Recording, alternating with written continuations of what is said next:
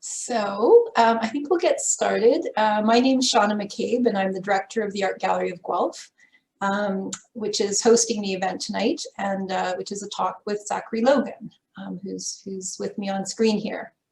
I'd like to welcome you all and offer a land acknowledgement to start. This acknowledgement or statement is important for cultural institutions as it recognizes the ongoing impacts of colonization. Not only have cultural institutions utilized deeply colonial methods of representation, but because of their authority, these narratives have been accepted as truths that we now work actively to change. Where I am tonight, I'm at the Art Gallery of Guelph.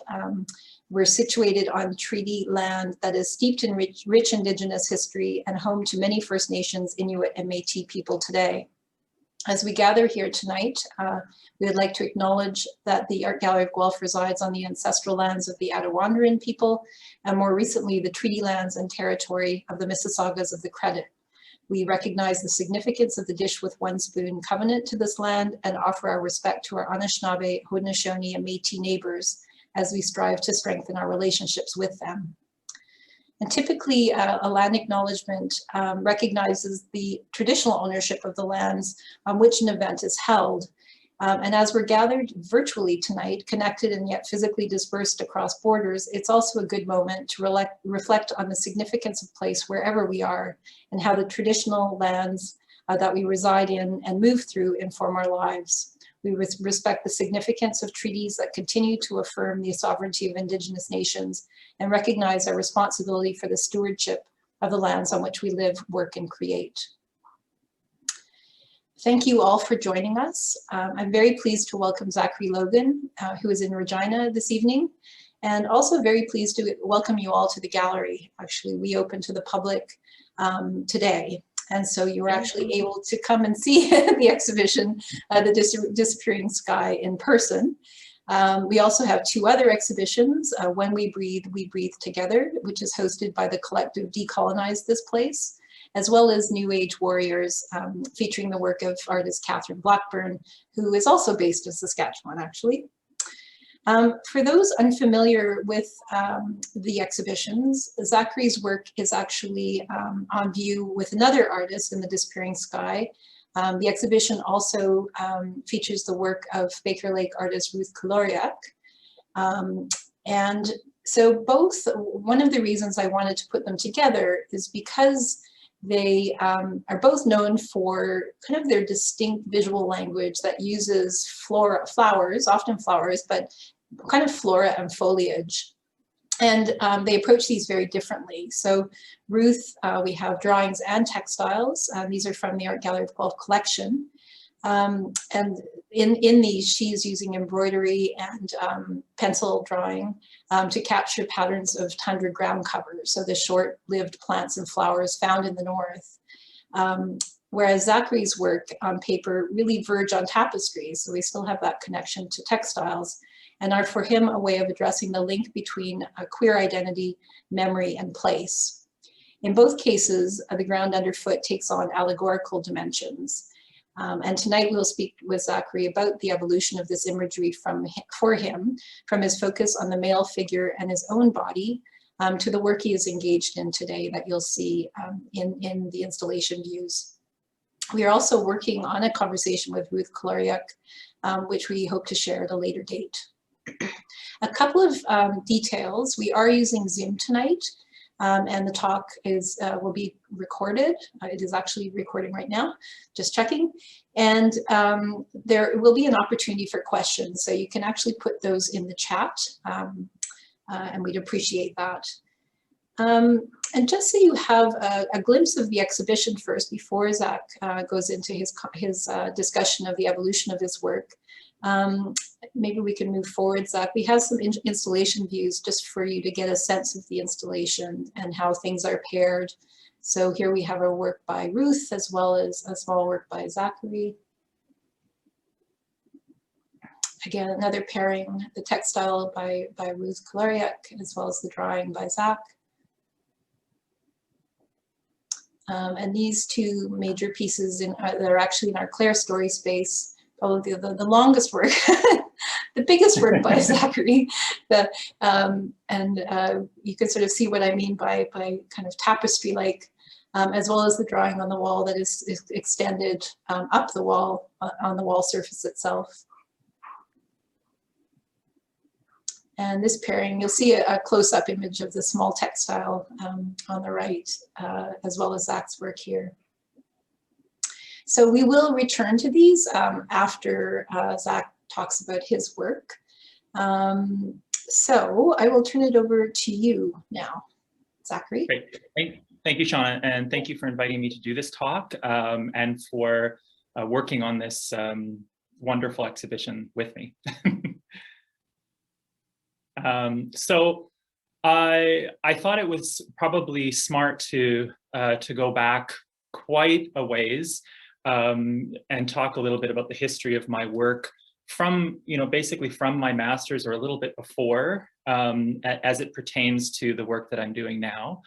And I should start off by saying that my work is always, my body is always the catalyst for whatever it is that I'm doing visually. And usually it's either an art historical or a literary source that I'm using to sort of undercut, especially in the earlier work, undercut notions of accepted maleness and images of the male body. So undercutting them in a sense, putting them in a realm that has been historically in Western culture, in Western art history, dedicated for the female body. So sort of returning a male gaze and a queer male gaze onto the male body, objectifying the male body. So with this image, this famous image of Ank's odalisque, which has some very sort of strange history in terms of the way that he transformed the body, did things like adding in extra vertebrae and, to sort of heighten, I guess, in his, in a way, the sensuality and of the form of the body, but making it a complete impossibility. So I guess in taking this pose, I tried to take the pose that the body is taking, and of course it was an impossibility, because if you look at the leg that's coming over the knee, it's actually not attached to her body at all. So it's very strange when you sort of start to take things apart.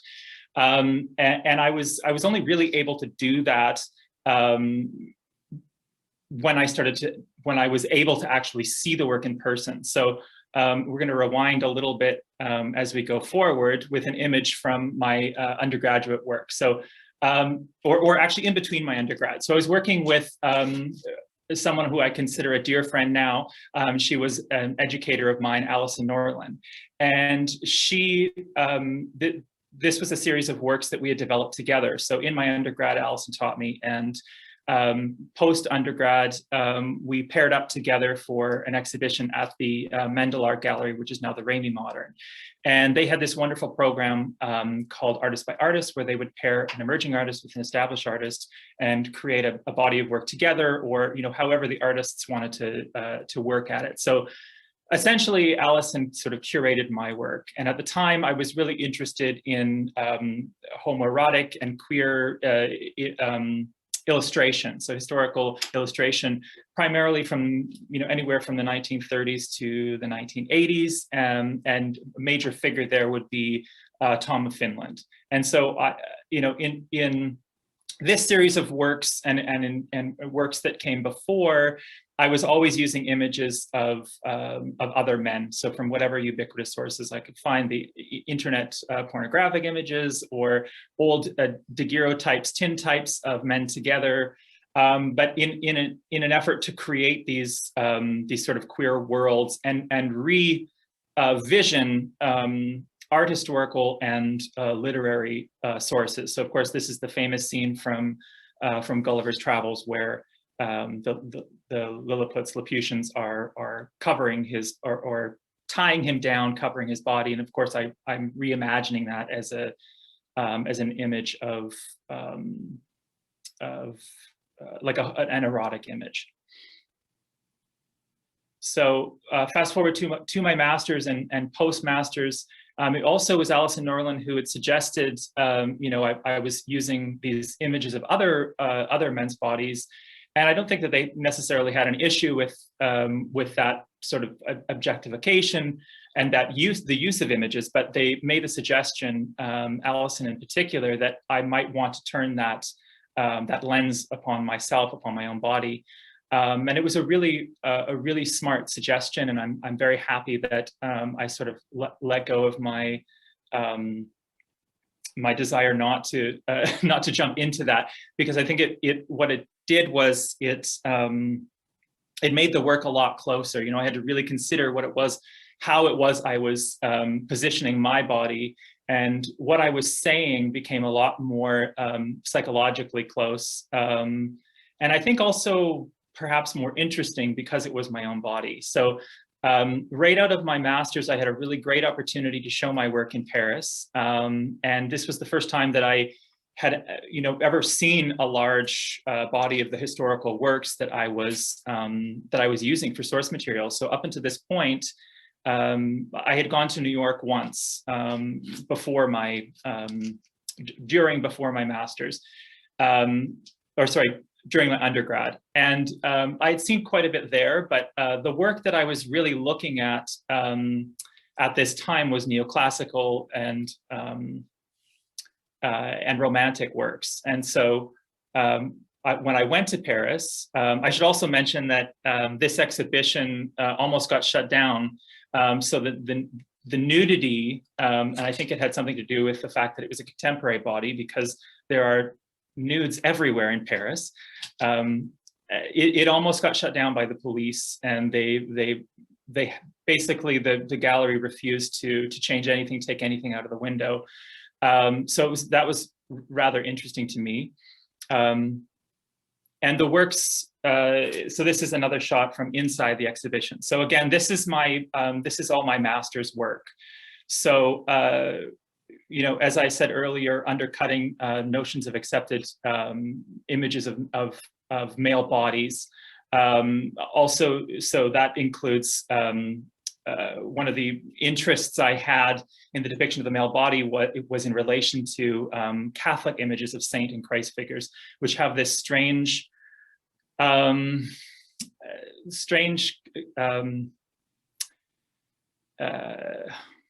mix of sex and torture as a sort of image of transcendence.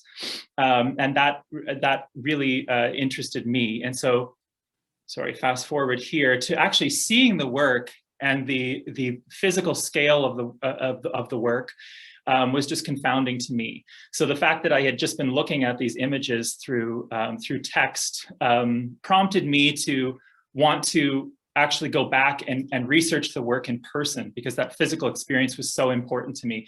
And that connection between being the viewer and the creator really hit home to me. So I devised a plan to go back to Paris that following summer. And I did a residency that was supported by the Saskatchewan Arts Board, where I just went to the Louvre every day and I researched the works in the Grand Hall. And I started to zero in on particular moments of intimacy in these larger depictions of death and destruction and colonization and torture, where there were these intimate moments of male bonding, touching, hands clasping, hands touching faces, or even kissing, touching necks. So very, very intimate moments within these much larger, massive depictions, which were the political tools of their age. That's what paintings were. That's how David survived as a painter. And what I did was then I came back to my Saskatoon studio, which is where I was living at the time. And I took those smaller drawings, which ended up, I don't have any images of those, but they were called The Helping Hands. And basically I composed those and created this larger composition. And that was really the point. It was to work on this scale, that sort of epic scale, and create a painting, based on the physical research of being in front of those objects. Consequently, this painting took me close to a year, and it was the last painting that I did for a very, very long time. And this is at the point where I moved primarily to drawing as a medium because of its immediacy and that connection between sort of my conception of a work and my physical presence and the immediacy. So I should also say that residencies are often become a primary source for my research and become an extension of my studio practice. So this is an image of a residency that I did that was quite formative. That was the following year at a place called Liberty, Tennessee. So it was just over the mountain, we'll say, from Short Mountain, which is an important historical queer site. Short Mountain is one of the queer ferry communes that began in the 1960s. And so the gentleman who owned this home, when they passed, they donated this place and the land so that it would be a residency for queer writers and creators. And so I was invited to come and do this project. And at that same time, I was working, trying to work out a major project that was an invitational project by the artist Evergone, who was curating a show at the FOFA. And it was called Domestic Queens. And so it was really about men living together in domestic partnerships in whatever sort of relationship between two men. So I actually, and at the time when I was in Tennessee, it was so, the landscape is so vastly different from the landscape in Saskatchewan, which I'm used to. Where I've always lived. I described the insects as the sort of like drag queen versions of the insects that exist in Saskatchewan. So it's a very, very visually different and very visually stimulating to me. But also at that time, I was becoming very, very homesick and thinking about home and land and body. And at this point, I was also trying to really, really change or transform a bit the way that I was using my body and also just the images that I was making in relationship to the body. And again, thinking about bodies in space. So for this project, this drawing rather, which is called Vignette, was a very important piece, I think, in that transformation, because it's the first time where the idea of landscape and the actual landscape seeps into the imagery in a very sort of massive way, I guess. So the space that I had for this piece, for this drawing, was about a 30-foot vitrine at the FOFA galleries, really beautiful space. And so I wanted to fill as much of it, of course, as possible. And for it, I decided I wanted to do something very romantic, and I constructed a sort of family portrait. So it's myself and my husband and our two cats. And the space that we're in, this sort of prelapsian garden, I guess, is a construction of plants and animals from both my time in Tennessee and in Saskatchewan. And again, for this piece, art historical, I'm looking to art historical sources for the manner in which I am drawing. So a lot of times historically in the history of Saskatchewan landscape art, a lot of the depictions of landscape that are sort of more well known are sort of abstractions of the land in terms of sky and land and from a far distance. So I really wanted to sort of come close in and be microscopic in my depiction of everything, and sort of lending everything I guess a visual democracy. So the mouse and the insects and the flowers are depicted with the exact same importance as my body and my husband's. So again, my work is still at this point continuing to sort of transform, and bodies are multiplying and becoming more acrobatic. This is a series from an exhibition called Trauma and Other Stories, which was really about the idea of how insult affects the queer body and transforms it, body and mind. And so these were depictions from that were taken from images of people, the damned, basically tumbling into hell. But I sort of neutralized them with a single color, and again used my own body. And one of them, I did 31 depictions, as that was the age I was when I completed the drawing. And from the same series, this is a drawing where it came out of a studio visit, and thinking about different things that people had said to me. But this was a particular experience that I had with a queer artist and curator that had come to my studio, and it said, "Zachary, your work is just way too gay. Tone it down. You need to." So that I found was a very strange, and I felt almost an internalized homophobic statement from him. And anyway, it stayed with me, and I started doing these series of works that were in red pencil, and red I'm of course associating with correction. So these works are built up over a single phrase or word. So it was when he said to me, "Don't be gay," or sorry, "You're too gay. You're too gay." The work is too. The work itself is too gay. So I just repeated the phrase "Don't be gay, don't be gay, don't be gay" to build up the image of the portrait. And concurrently, I was working on another series called Disappearances. So this was for my second exhibition in Paris, and really the body is now starting to just be completely, covered over and sort of consumed. And of course, this image comes from images I have seen and stories that I've been told by people who have witnessed the Mariposa in Mexico. Of course, this wonderful, incredible phenomenon of monarch butterflies traveling from massive distances to a particular site in Mexico, where they, at a certain point, can cover a tree so heavily that an entire limb of a branch could fall off because of the weight of these insects. So I at this point, I'm also just extending the self-portrait to the dramatic and thinking about, how many butterflies would it take for my arm to just tear off.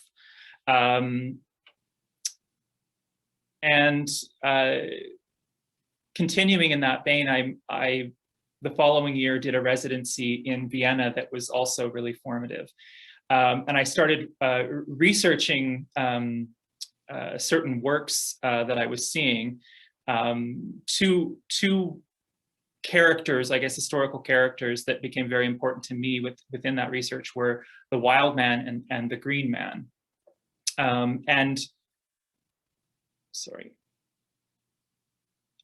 the one major artist who I also was researching while I was there, because there are so many of his works.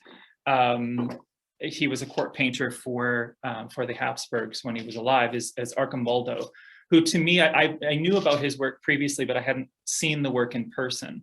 And so upon seeing it, I was deeply affected by his paintings, because first of all, they're from the 1600s, or 1500s, but they don't, they feel very contemporary. They feel very, very relevant.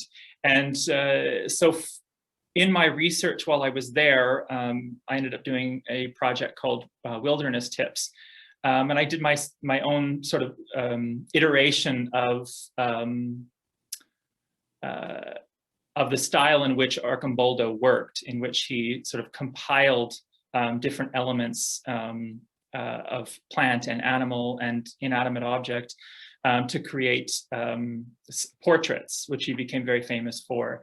So these were self-portraits, silhouettes of my body built up. So this is the Wilde man and the Green man.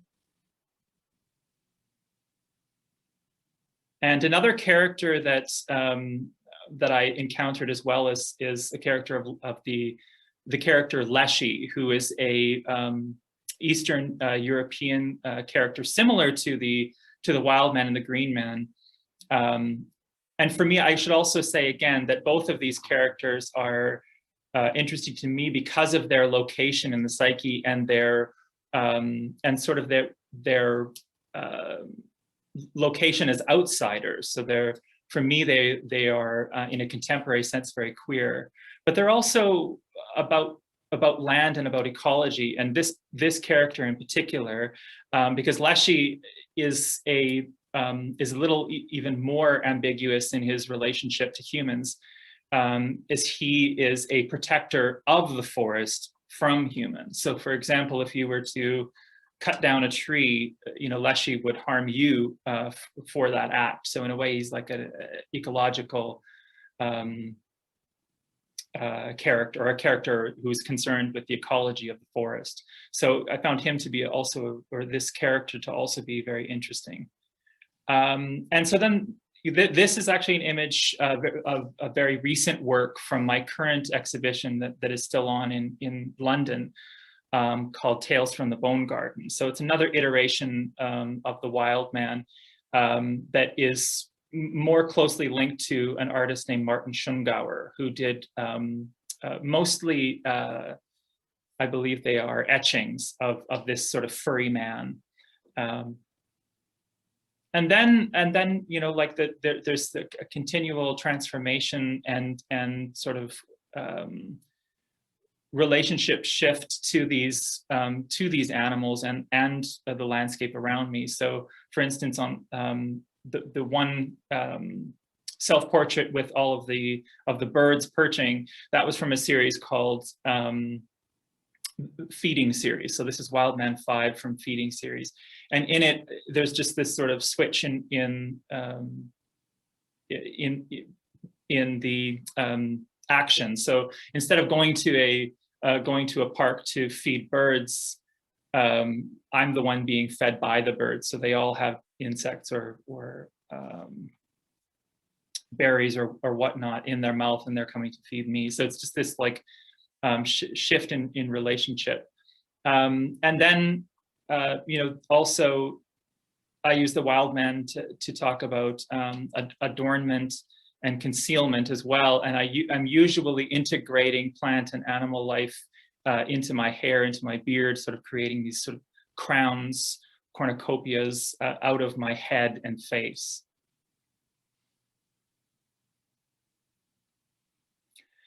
And then another major project, which sort of leads into my my interest in tapestry, but still in relationship to the body and to the self-portrait, are the Unicorn Tapestries, which again I was able to see during a residency in 2015 at ISCP, and I was able to spend a lot of time with these works, and I became very, very interested in the imagery, and the overlapping narratives about romantic love and different aspects of the story, and in a way I guess became the inhabitor of the character of the unicorn. Sorry, that's a bit. But also I was really interested in the idea of the millefleur, that sort of flattening. That flattening of space with the use of plant life, and also thinking about trying to create an in-between space, a liminal space, a sort of queer space that relates to my existence on the prairies, and that's where the use of flora, and in particular weeds, but plants from all over the world that I've collected through the use of photography. So wherever I go, I photograph plant life. I'm not usually photographing monuments or buildings or anything like that. And I have this store of thousands of photographs of plants. And in a way, it's also an account of me being there at that moment. So it really is a representation of a memory when I'm reproducing it. So in these works, which I call the Unique Tapestries, a play on the Unicorn Tapestries, I'm sort of constructing a space in which the foreground is really where the action and where the most importance, I think, narratively is happening. So I'm sort of depicting ditches which line the roads in Saskatchewan and pretty much all over Canada, but in particular in Saskatchewan, that are pushed to the side because of the advent of farming. So people often come to Saskatchewan and they think it's this vast, untouched landscape, but actually 100% of it is used for human consumption and primarily for farming, but also in the north, mining and logging, and so it is used primarily for human consumption. And these weeds that are deemed unnecessary are sort of swept to the side, and they sort of exist in these areas along the sides of the roads, these in ditches. So these representations that I'm creating here in the Unique Tapestries are representations of those histories, and they become very, very magical. So here's just a couple of images of the many thousands that I've collected. And then I sort of construct them like in a very similar way to Dutch painters would put together flowers. And they're completely fictive, so they have this sense of realism and naturalism to them. But like the Dutch still life, they are completely fictive. These flowers that were often depicted in these still lifes would never have bloomed together at the same time. So they're a complete fiction. But what I'm doing is trying to create this sort of liminal, metaphoric queer space in which these plants sort of survive and thrive. And I'm also, with this work, really trying to think about the viewer's body, so how they're being affected by the drawing, and also thinking about the drawing as more than just something that's two-dimensional on the wall, something that's becoming more sculptural and I guess challenging the viewer as well that way. And then of course referring back to the tapestries themselves in the ways in which I install them. So this was a project that I did with the Leslie and Lohman Museum in 2015, which was really a really wonderful project because, of course, this museum is in Soho and the actual Unicorn Tapestries are up in the cloisters. So that connection to them within the city was really interesting. And the project was really cool because it extends their exhibitions to the exterior of the building. And Soho was a very busy place, and it was really nice to come and see these at night and imagine people happening upon them. And they really glowed, and they really get that sense of the nocturnal imagery, which is very important to the narrative of these works.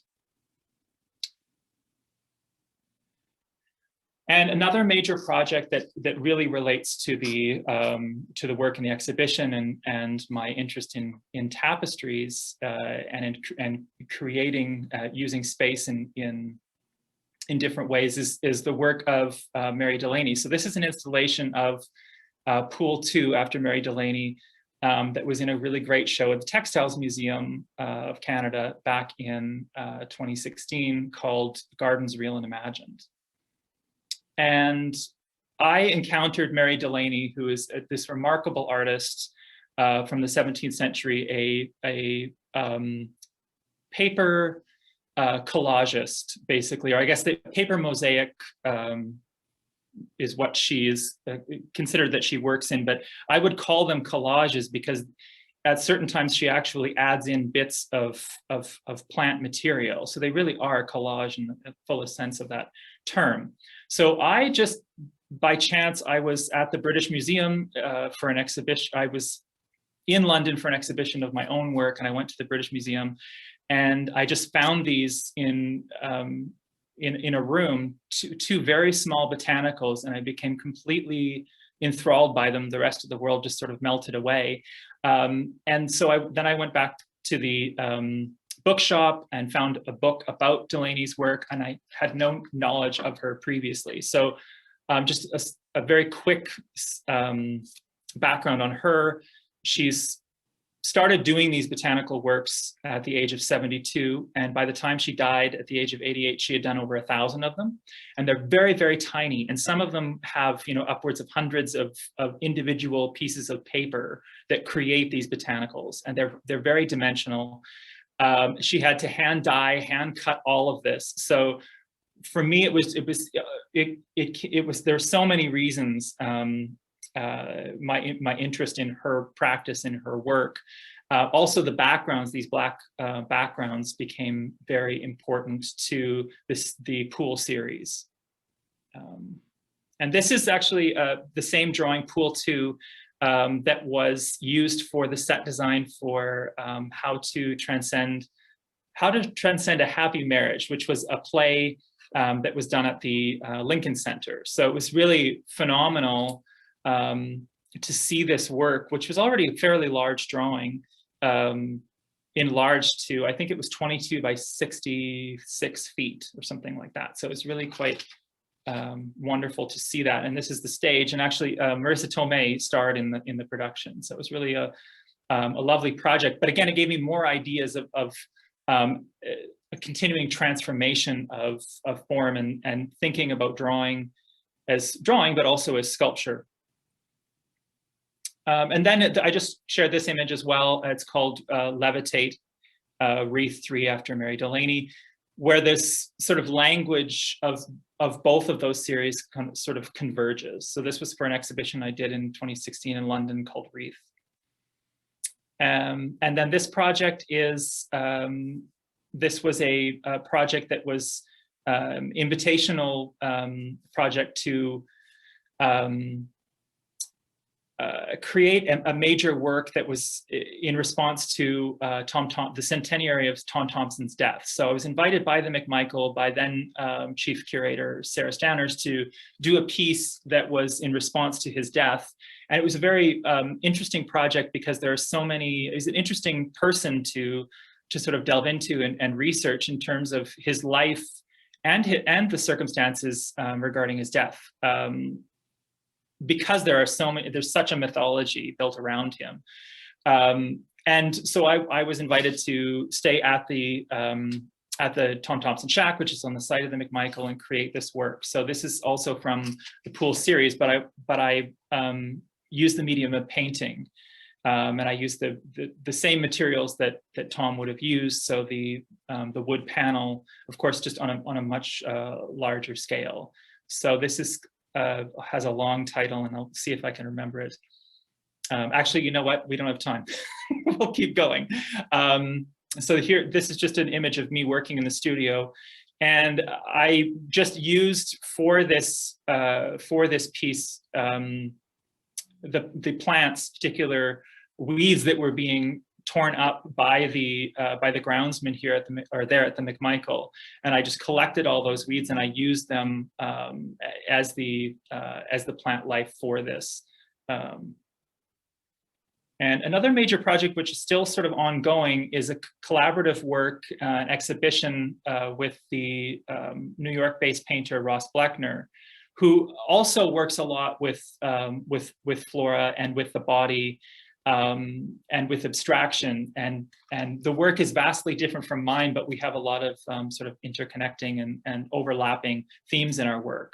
So I thought I would put some images from that exhibition and that ongoing project. And this leads into the work that I do in ceramic. So this piece here is called Fountain 1. And it's an ongoing piece in the sense that every time I show this work, it has more more ceramic flowers around the base of it. So this was a project that I developed initially on a residency at ACAD. So I was invited by then curator of the AGG, Wayne Bearwaltz, to do a substantial ceramic piece. I've been doing very small things in my studio, and I had left them as greenware. And he suggested that I sort of delve into the material. And I must confess, I do consider ceramic as just sort of an extension of my drawing practice. The way that I construct my ceramics is very similar to the way in which I work with drawing. You know, everything is observational from hand, or, you know, from memory. It's all hand building. And the construction of this piece and the visual reference behind it is related to the experience of Oscar Wilde's grave. So when I was in Paris, I went to the grave of Oscar Wilde, and upon approaching it, I thought it was covered with moss, like many of the other graves around it. But actually, when you get up close to it, it's actually lipstick. So it's people who've been put on lipstick, and they've kissed the stone many times. So that this monument, this fountain that I was building, I was thinking about that time passing, and that, so every time that I show this piece, it's almost like time passes, so there needs to be more of these. But also it also has a body reference. So for me, this ceramic, which I leave vitrified, is the color and the texture and the feeling of bone. So that's another reason for the color. So this is just a couple of more examples of the ceramic work, in which there are at times also depictions of the body literally. And I've also in very recent work started to incorporate my own hair as the root system or blooming system of these flowers. Oh, sorry. And then I've also created these frames, I guess, ovals, if you will. And the inclusion of hair, of my own hair, is also in relationship to my my interest in Victorian aesthetic, and Victorians used hair as well sculpturally. There are many remarkable works with the use of hair. And so these two works are essentially frames constructed and adorned to then contain my hair. And then we come to works that are in the exhibition. This is from, are we doing okay, Shauna, time-wise? All right, okay. So this piece, which is called Nel mezzo del cammin de nostra vita, came out of an invitation by a museum in Milan called Studio Museo Francesco Messina. And they are a museum that formerly this building was a cathedral, and in the Second World War, the back end of it was bombed out, and the Catholic Church deconsecrated it, and it was actually set for demolition. And this artist, figurative sculptor at the time, he purchased the site, fixed it, turned it into his foundry, lived in it, and then when he passed away, he donated it to the city of Milan. And about 10 years ago, the curator there started to invite contemporary artists to work from the collection, within the collection, and respond to the space. So this drawing, which the title is of the first lines from Dante's Inferno, and it essentially translates to, in the middle part of my life, I walked into this forest, and it begins that sort of passage that he takes through the gates of hell. So the subtitle of this piece is called The Gate. And I was really interested in the patinas of the sculpture, so the palette of this work is in reference to the figurative sculptures. But also I was thinking about what this space used to be, the idea of it as this sort of vaulting cathedral space. And I wanted to create something that sort of filled that space and talked to that sense of ascension or descension, or a sense of up and down, but also playing with the idea of viewing landscape from multiple viewpoints. So looking up, you know, through, like, imagine yourself lying on the grass and looking up through trees, or looking down into the grass, that sort of minute landscapes, or, you know, looking through into a jungle or looking out of a jungle. So all of those sort of vantage points all at once. And in a sense create this gate, but that is of multiple viewpoints.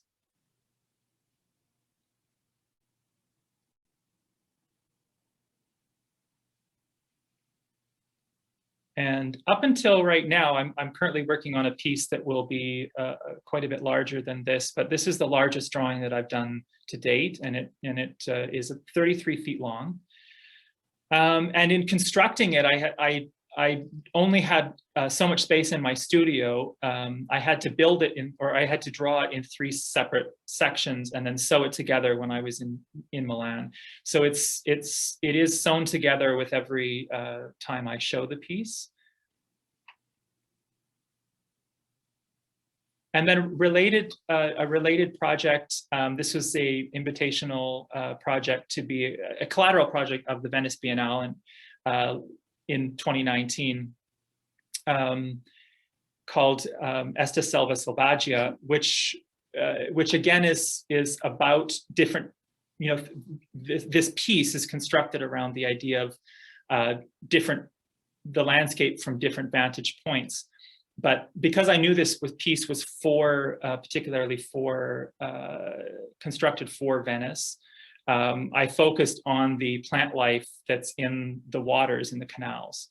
And actually for this piece, I also, the visual disruption of the reds and the pinks and the purples and oranges is actually a depiction of my, of the auras that I get, the sorts of form and movement when I have a migraine. So I have these auras that I get when I get a migraine that usually start off the migraine. And I have this love-hate relationship with them because they're utterly beautiful, but they're always associated with pain. So, but that's the essentially the construction of this space is that sort of disruption, and then the sort of calm, sort of watery plant life underneath. And this piece is in the exhibition. This is Esta Selva Selvaggia #3. So I've done 3 iterations of this. But I was also interested in the idea of this obstruction, but also the way in which it moves and sort of transforms and is this sort of very personal, physiological thing that happens to me. And I sort of wanted to sort of depict that as best I could. And then this piece is also in the exhibition, in the Disappearing Sky.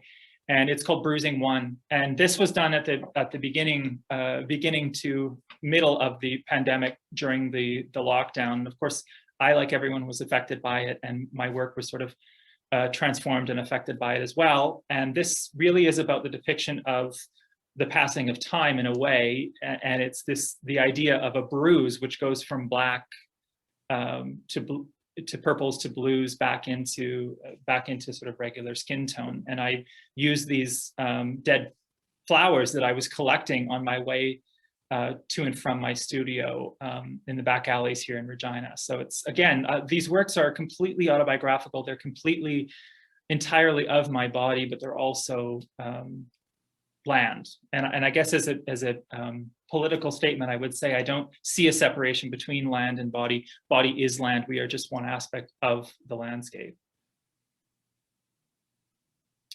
And this is a nerdy picture of me just next to the installation right after I finished it at the Art Gallery Guelph.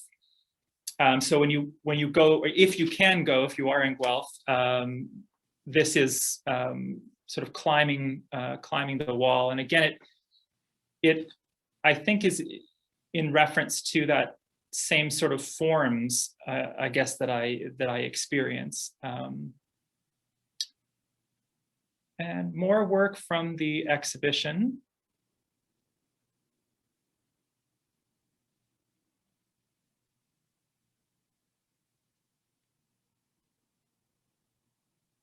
And these works also, I should say, have been primarily, other than the two works that were done previous, have all been mid 2020 to early 2021. So that it's very, very new work as well.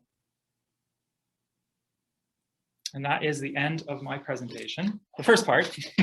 Yeah. Thanks. I guess one of the things— a lot to get through, I'm sorry. If anybody has any questions, please put them in the chat, but we'll just start. Sean has a question. Can you please talk more about how Harry Hayes' Radical Fairies movement influenced your work? Were you able to go to the fairy gatherings on Short Mountain? Your plant images definitely have a fairy or fantasy sensibility. Well, I do actually have a great story about, I did go to the commune on Short Mountain. I was there for a month and a half, and unfortunately, I only ended up getting to the commune once. I spent a full day there and it was really great. But I did have a lot of interaction with the fairies who would just come all the time and visit where I was. But when I was there, I kept going on about obsessing over Queen Anne's lace, which grows so abundantly and so thickly in the forest, in the brush there, that I don't know if you know this, but when you go to a fairy commune, or at least when I went to that one, they said, well, you leave your regular name behind and you're given a fairy name, and that's what you're known by when you are on the commune. So because of my obsession, and I wouldn't stop talking about Queen Anne's lace, they named me Lacey. So Lacey is my fairy name.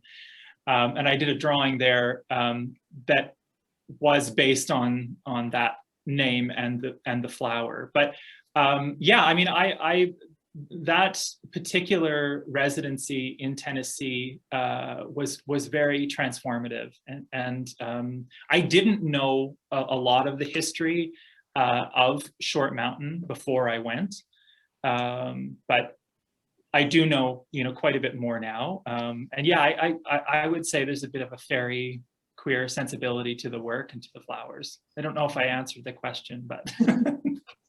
I have a question from James. Sean says, thanks, Lacey. James says, has a practice of self-mythologizing helped you realize hidden truths about yourself, or alternatively helped others discover truths about themselves through the mythologies in your work? Oh my, yeah, I mean, definitely. I mean, I can't speak to what others have experienced of my work, but absolutely for myself, for sure. And I guess I was trying to articulate that very thing at the beginning when I said, like, it was so formative and transformative for me to turn the lens on myself. First of all, because I had to start thinking about the ways in which I was using my own body. And it also helped me to learn a lot about the use of another person's body. So yeah, I mean, it's just easier. I'm always here, so I can always be my own model. But no, I've definitely, I think, learned a lot. And I like that that term that you use, that sort of self-mythologizing of myself. I might use that again. But yeah, for sure, yeah. James says, please do.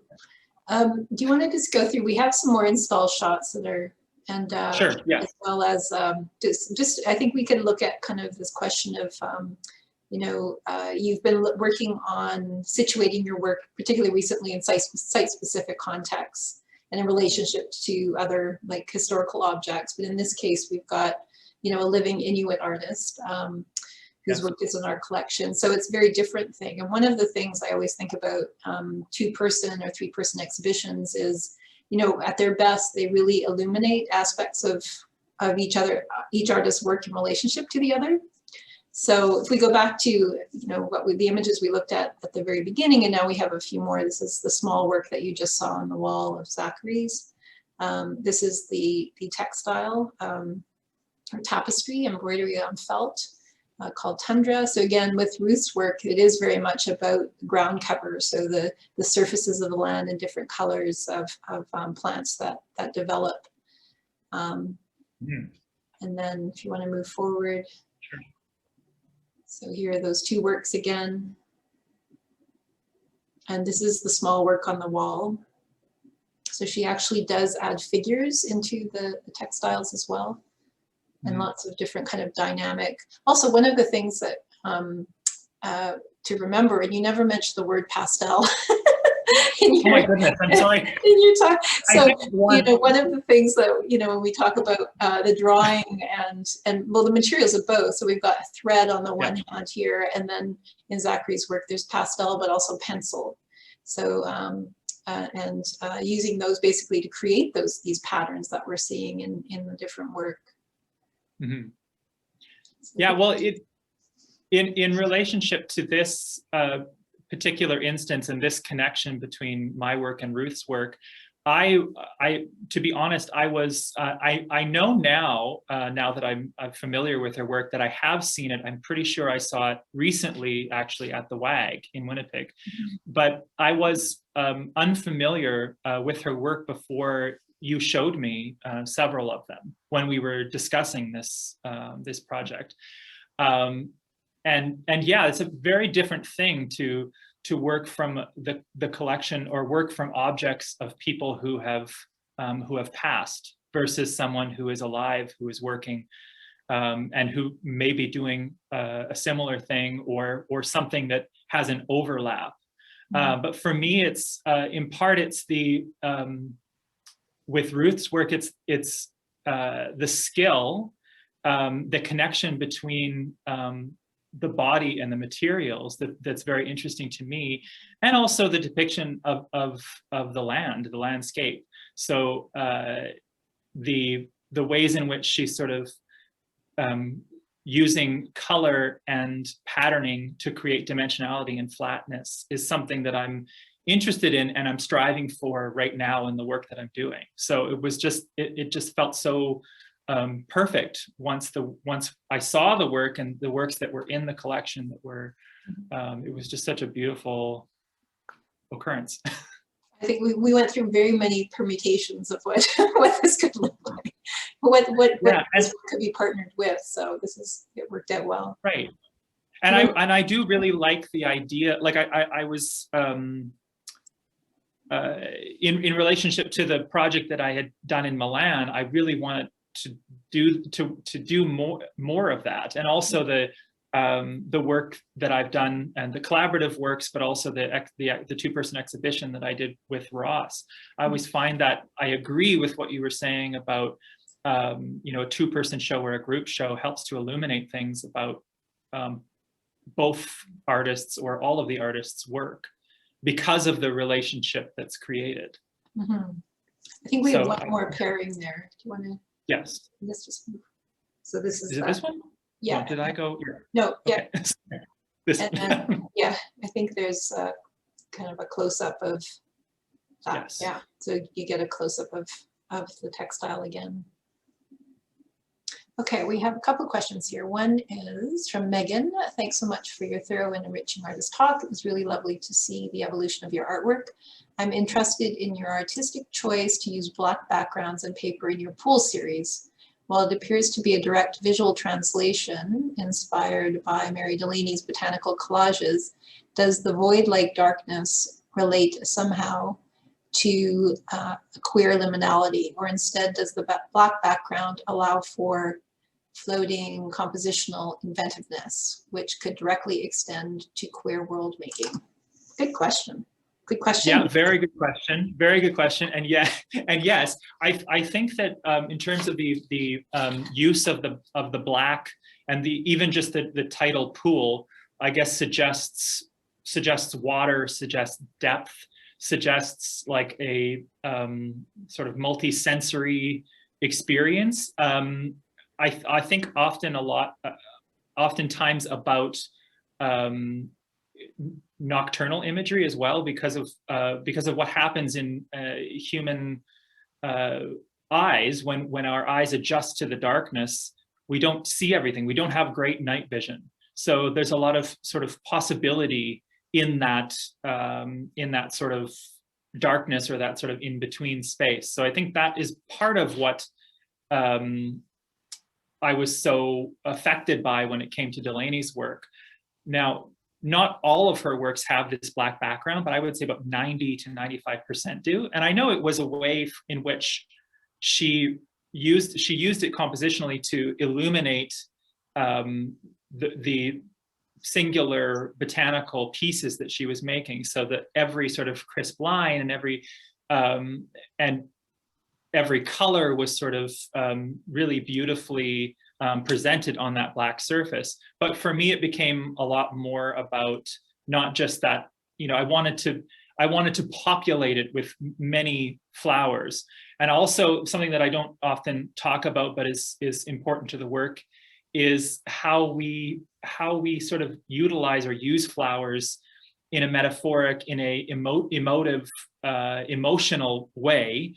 Like, for example, gifting them at a funeral. It's a very strange thing to do, because you're taking these flowers which were just recently killed, just recently cut, and then you're handing them to someone as sort of a remembrance or an acknowledgement of sorrow. But there's something incredibly beautiful about it too, and I love the practice. So the idea of these floating flowers and these uprooted flowers, some of them have roots, some of them are cut.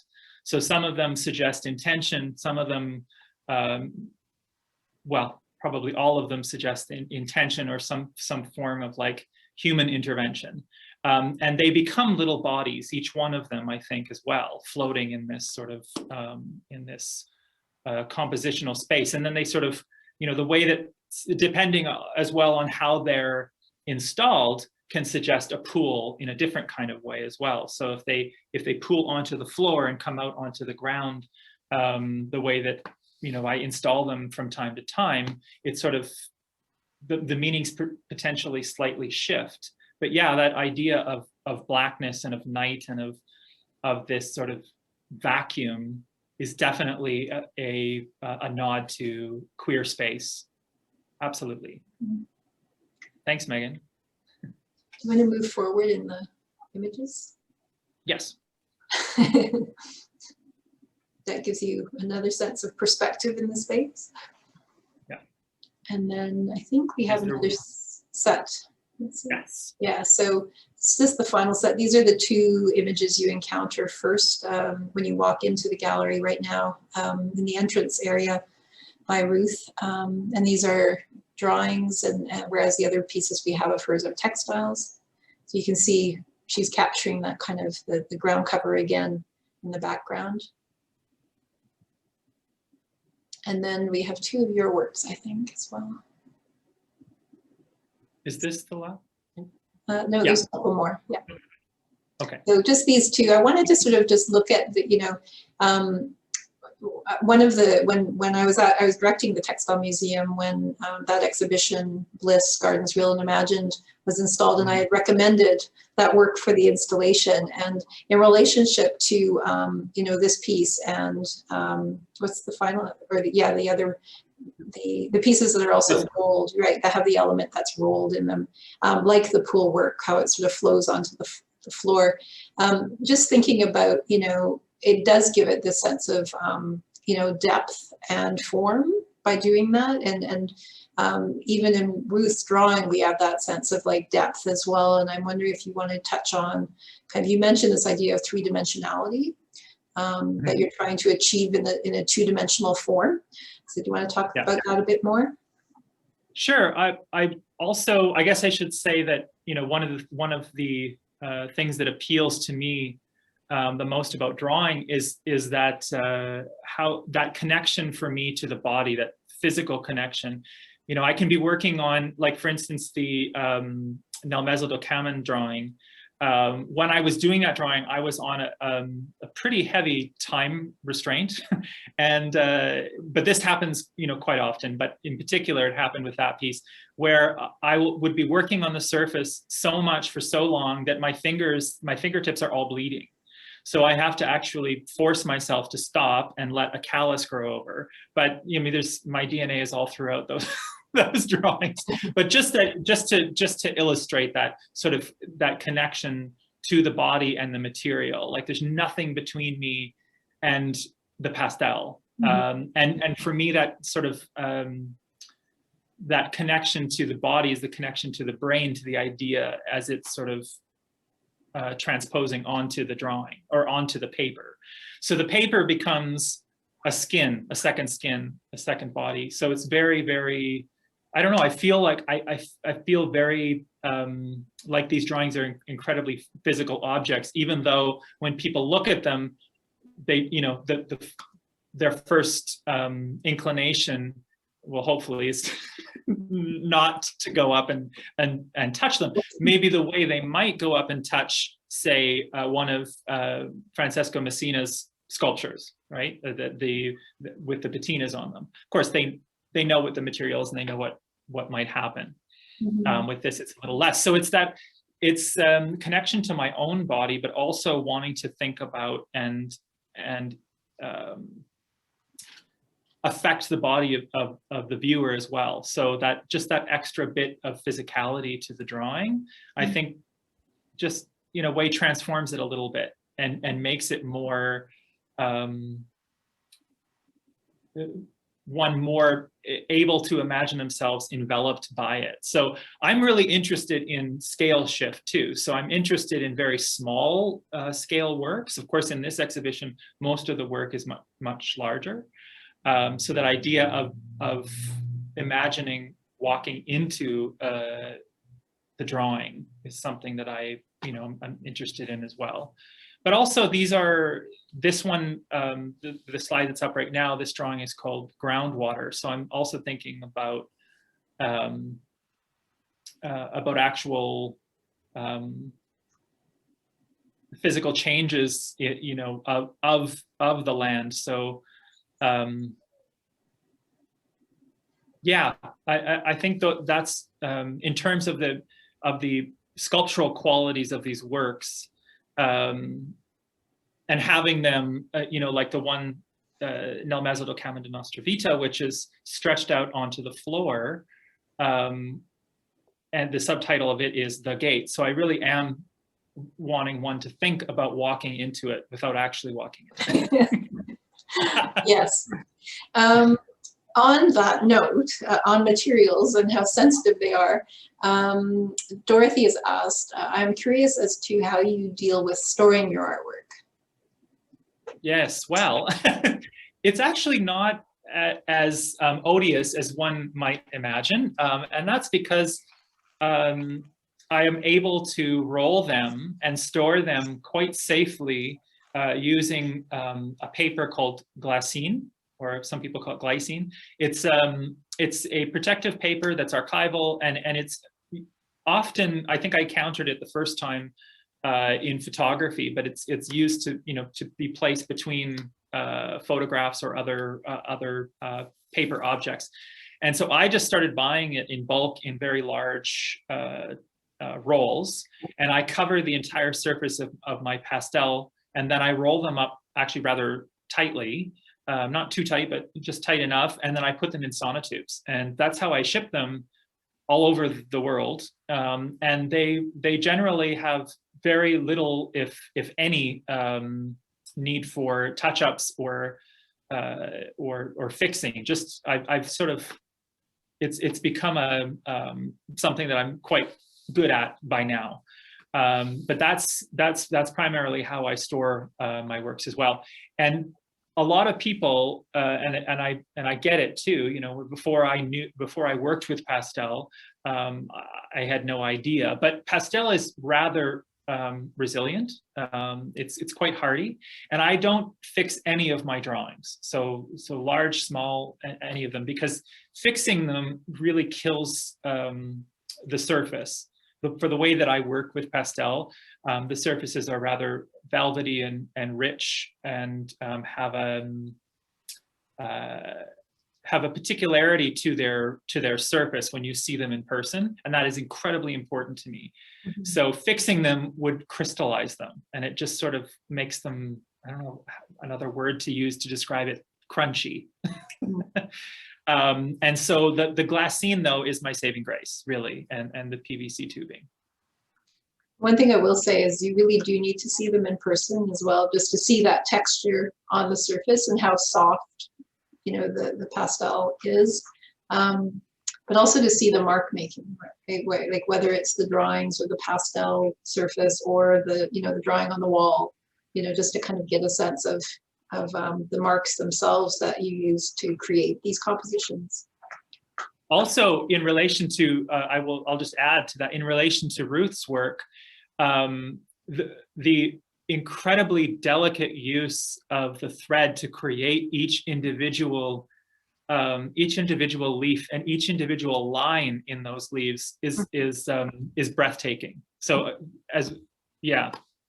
and needs to be, I mean, you can see it in a good detail, but again, to see it in person and have that slight hint of shadow and those lines that are created by the texture of the material itself is outstanding.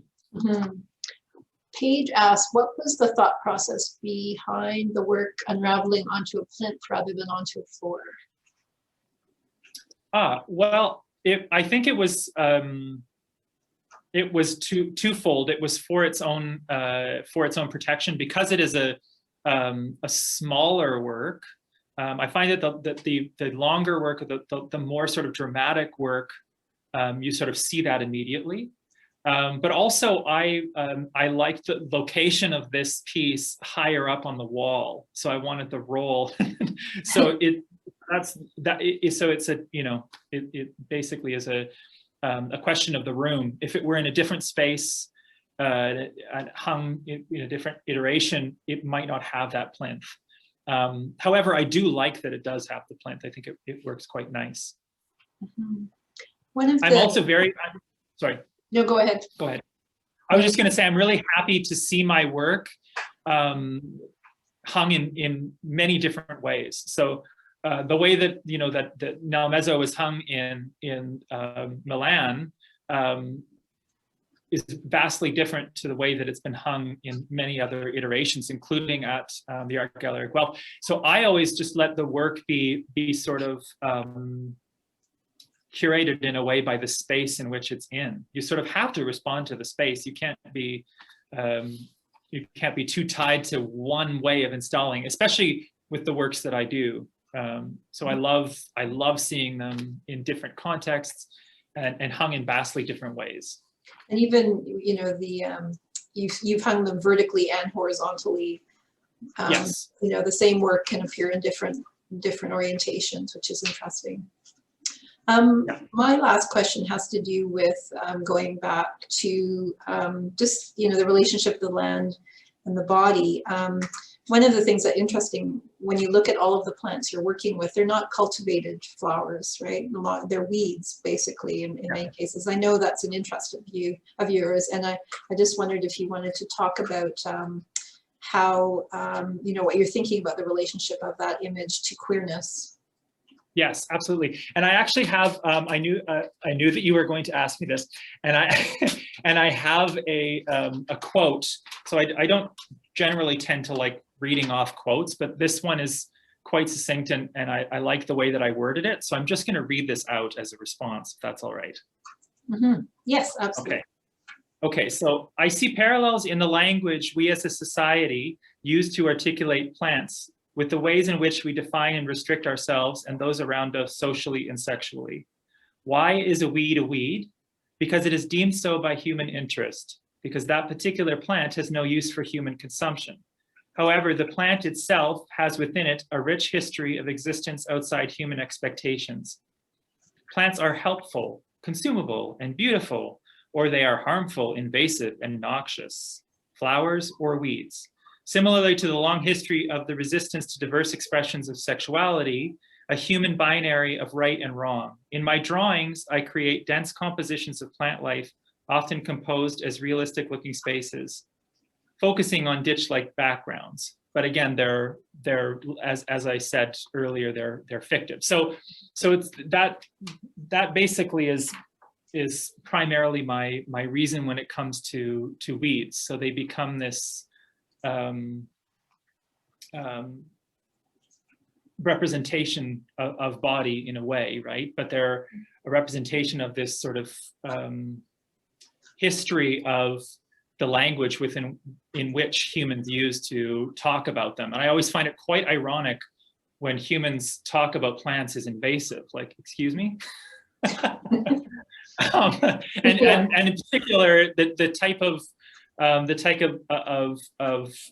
language and conversation around plants in Saskatchewan, which is primarily farming land, especially around the areas in Regina and Saskatoon where I grew up and presently live.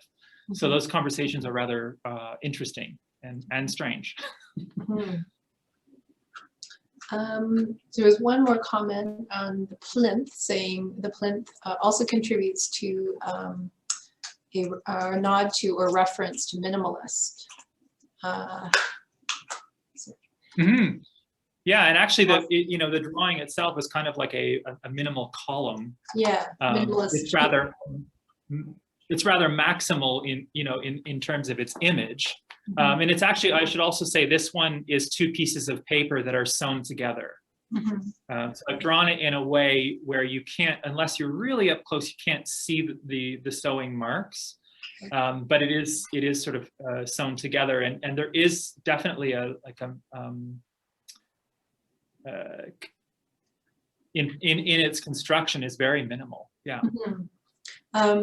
Sorry, the next question popped up before I could finish it, but just a reference to minimalist sculpture, which is what you suggested as well. The other thing, I guess, on that note about sewing, the sewing is a big part of small works, but also larger works for you. So really, I think I always use the phrase like verging on tapestry with your work, which it really is in so many ways, like the look, but also the construction, right? So. Yeah, and well, when the very first time that I did sew something together, it was, I have to admit, in the beginning, it was just simply the only way that I could construct a piece that big, and this is the piece in Milan, and I had no idea how I was going to sew it together, and I just happened to be talking to a friend of mine who is friends with a tailor, and she then was talking to her friend and said, "Oh, my friend is doing this massive drawing that he's sewing together," and she said, "Well, he better be careful about how he sews it together. There are particular stitches that he could use, and if he doesn't, the drawing will, because of the material and the way it's stitched, it might buckle, it might tear, it might." So I didn't know any of that, and I was just sort of jumping into it blindly. So she messaged me back and said, "This is the way, this is the particular tailor stitch you need to do." Yeah. So I learned a lot, but it also became a reference to the body itself, to the stitching of a scar, putting skin back together, but also to clothing, and so there are all these sort of subtle references to body and skin and clothing and yeah. One of the things, just in terms of like the materiality of the work, when we unrolled it here, it took quite some time to flatten it before you were able to come and sew and then draw the component on the wall. And then, even after you left, keeping the long work in the Claire Story space sort of weighted down for weeks, as long as we could do it, basically. Yeah. But just, the paper itself has a life of its own. It's very, it does. It's paper is strong, right? It's stronger than we think. And so, and you can imagine when you're sewing two pieces together that there's this just the weight of one upon the other can tear, right? So the importance of the stitch is critical, right? Yeah, yeah, and you see that, I mean, in subtle ways, but you see, because the paper isn't incredibly heavy, but you sort of see that little bit of pull even. Yeah. And I love that visually when you're in front of it, or seeing just a bit of the stitching or the threads, you know, hanging out the back. That's all really important. And I'd love to at some point do something where I, you know, maybe I don't draw on both sides, but perhaps I do. But something is, you know, in the center of a room and a lot is revealed. So so my head is sort of moving in that direction, and yeah. I think we have one further comment from Bill. This was an excellent presentation of the evolution of your work. It's great to see you and knowing that you are keeping busy. And while talking about your larger works, keep in mind that I am available anytime to help you with your installation. So wonderful. Thanks, Bill. All on you. So, well, with that, I'd like to thank everyone for their questions. We're just about at 8:30, so I think we can wrap things up. But and thanks for the great conversation, Zach. You know, immense appreciation for being here and for being part of this experiment over the past few months. Thank you so much. Yeah, I will mention that there's a video on our website, on the webpage for The Disappearing Sky, that features Zachary as well as Wayne Bearwald in a conversation. It's about 15 minutes long about some of the same work. So do go to our website and look under current exhibitions, The Disappearing Sky. So yeah, Sean says, wonderful talk, Zach. Thank you, and thanks, Shauna. So, well, thank you, everyone, and we will call it a night and hopefully see you for the next one. We have one at the end of the month, February 27th, with Decolonize This Place on a Saturday afternoon at noon, and I hope you'll join us for that. So take care, everyone. All right, we'll see you all soon. Bye-bye.